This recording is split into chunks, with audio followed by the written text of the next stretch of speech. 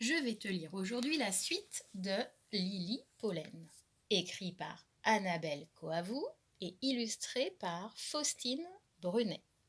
Je t'ai lu hier le début. Voici la fin. Quand Lily Pollen retrouve ses esprits, elle repose sur un tournesol moelleux à souhait. Oh, quel jardin magnifique! Tous ces arbres et toutes ces fleurs parfumées, je suis sauvée! En relevant la tête pour s'envoler, elle tombe nez à nez avec un grand monsieur barbu, tout sourire. « Bonjour, mademoiselle l'abeille, je suis Dany Ciboulette, le jardinier. Ça va mieux? Tu as atterri ici toute tremblante et apeurée. » Lily, rassurée par la gentillesse de monsieur Ciboulette, lui raconte sa terrible mésaventure.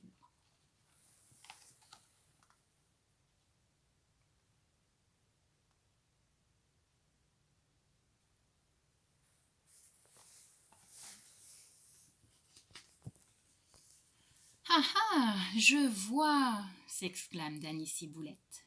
« Cette histoire de tremblote et d'abeilles zinzin est sûrement liée au superplantox. Je crois que mon voisin monsieur Pourritou en abuse, il exagère. Chez moi, pas de souci, le superplantox n'est pas mon ami. » Dany Ciboulette décide alors d'accueillir la ruche de Lily dans son jardin. En quelques jours, les abeilles se retrouvent en pleine forme. « Et Jojo dans tout ça? Qui va le soigner ?» s'inquiète Lily.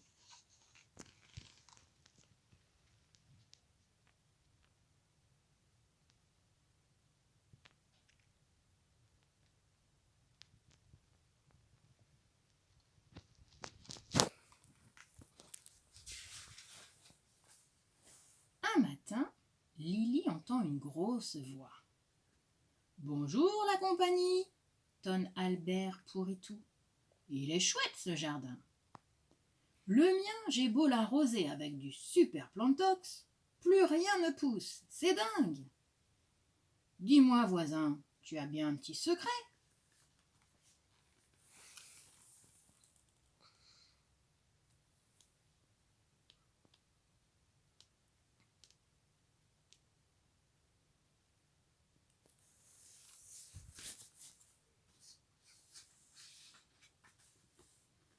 Quelle folie d'utiliser du superplantox, s'exclame Dany Ciboulette.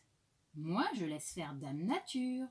On appelle cela faire un jardinage bio.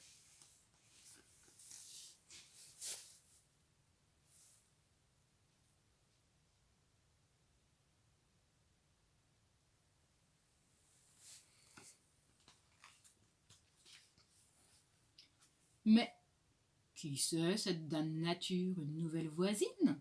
Demande monsieur Pourritou. Enfin, cher voisin, Dame Nature, c'est tout ce qui nous entoure. Et ton superplantox, il la rend zinzin. Pas étonnant que les abeilles aient pris la poudre d'escampette. Regarde, chez moi, les abeilles font tout le boulot. Elles butinent.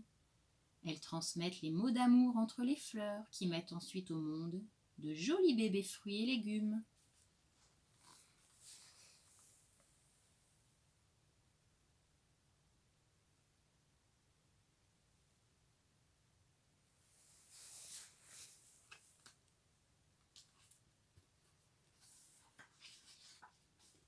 Et de la même manière, les autres animaux ont eux aussi leur rôle à jouer dans la nature, continue Dany Ciboulette.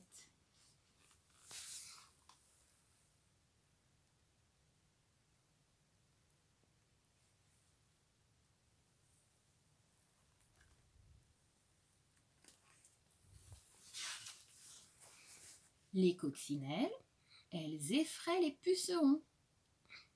Les vers de terre, en se promenant dans le sol, ils aident les plantes à s'enraciner profondément.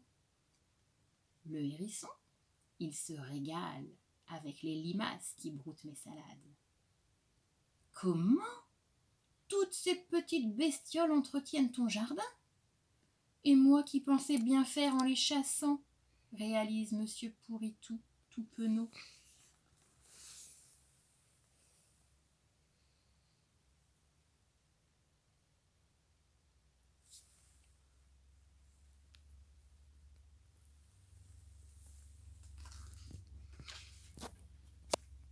Eh oui, goûte donc ces tomates, tu m'en diras des nouvelles. Waouh, elles sont vraiment meilleures que les miennes, admet Monsieur Pourritou qui rentre chez lui, très étonné. Youpi, bien parlé, Monsieur Ciboulette, se réjouit Lily Pollen, tout émoustillée. Pourvu qu'il en finisse avec le super plantox.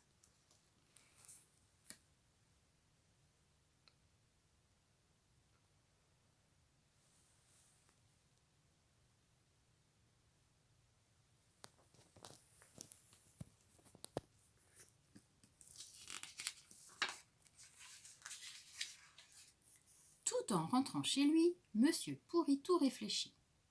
Des petites bestioles qui jardinent. Quel farfelu ce Danny Ciboulette. Mais son jardin est si beau. Comment savoir s'il dit vrai? Monsieur Pourritou sélectionne alors quelques-uns de ses plants de tomates et décide de ne plus les arroser de super plantox et d'observer. Au fil des semaines, les tomates sont de plus en plus belles et savoureuses et des coquelicots fleurissent autour des plants. De magnifiques papillons viennent butiner. C'est décidé, s'écrie-t-il. Au revoir, super plantox. Bonjour, le jardinage bio.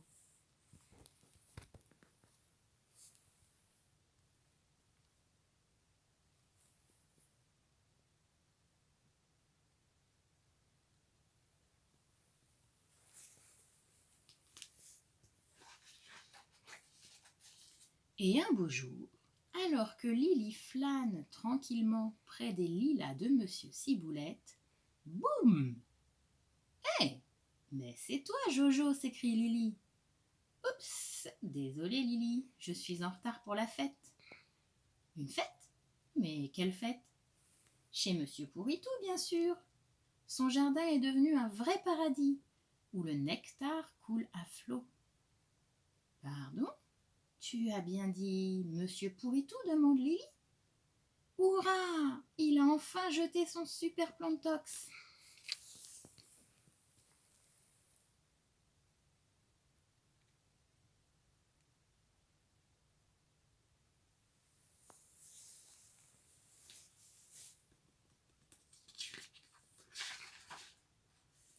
Lily s'envole, soulagée et heureuse de savoir que la tremblote et le super plantox ne sont plus que de mauvais souvenirs pour eux.